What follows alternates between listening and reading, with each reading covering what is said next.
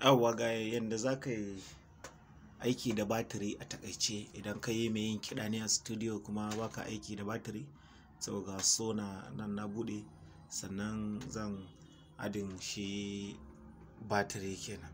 Saboda haka yanzu idan na shiga insert na sawo software ɗina, zan zo VST plugins, zan sa battery 4, zan na OK gashi. So idan na danna battery 4 ya zo, na yi adin MIDI track ɗina. To yanzu abin da zan yi shine zan kawo battery ɗin nan kamar dai inda muka sani battery 4 zai shiga nan. Yawwa shi battery ba a buɗe mai wani track daban. Saboda haka idan har kana so ka riƙa rage volume ko ka ƙaro, to sai dai ka kuma adin wani track folder ɗin wannan kenan, sannan ka kuma buɗe wani track ɗin kai adin ɗin shi. Saboda haka yanzu zan buɗe batirin, za ka gani bari ka gani.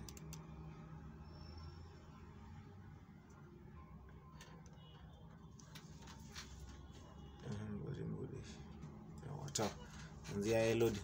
So wannan is already loaded. Idan bai loading ba za ka ga gurin yayi ba rubutun komai, ba wani kick ko wani abu. So kamar yadda muka sani shi batiri babu busa a ciki, ganguna ne kawai. Za ka shigo nan library ɗin nan, idan ka je library ga su kit nan kala kala. So za ka iya zaɓen misali alphabetical pop kit, sai in double click a kanta, za ta hau ta buɗe min nan. So yanzu idan na taɓa zan ji alphabetical pop kit tana sound. So yanzu ga ta nan tana loading, tana loading, tana loading. Za ka jira har sai ya gama yin loading kamar haka.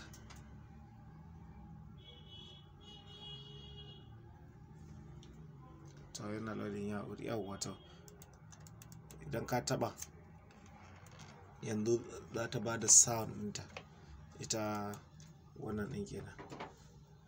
Wannan shine. So duka nan haka ganguna ne, nan ma ganga ce, nan ma ganguna ne, nan kick ne, nan ɓangaren snare ga su nan duka.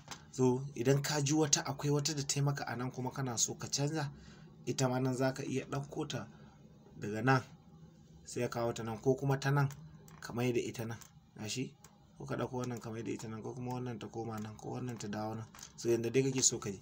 Sannan kuma ita ganga akan iya canza mata tunin, misali da nan gurin za ka iya ɗaga shi haka, in kai mai haka za ka ji ƙarar gangar ta canza.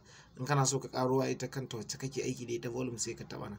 Amma ka kula sai wannan box ɗin ya nuna a jiki, duk wanda kake so ka canza za ka yayi cycle. To sai ka zo sai ka mai aiki nan. Ga su reverb nan za ka iya cire, za ka cire reverb. Akwai gangar da za ka ji ta zo tana reverb, wata tana delay, duka za ka iya sauke aka cire. So wannan shine takaitaccen ɗan bayani kenan akan batiri. Idan ka ji daɗin wannan ɗan lesson namu, to sai ka mana subscribing a wannan channel namu, ka kuma danna ƙararrawar sanarwa. Mun gode.